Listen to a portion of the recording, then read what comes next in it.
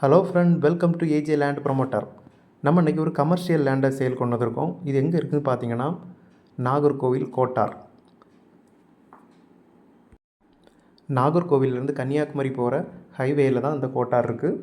இந்த கோட்டார் அருகாமையில் தான் நம்ம அந்த கமர்ஷியல் லேண்டை சேல் கொண்டு வந்திருக்கோம். நீங்கள் பார்க்குறது அந்த சேல் கொண்டு வந்த கமர்ஷியல் லேண்ட். இது மொத்தம் 11 சென்ட். நமக்கு 2ஆக பிரித்து வாங்கலாம்.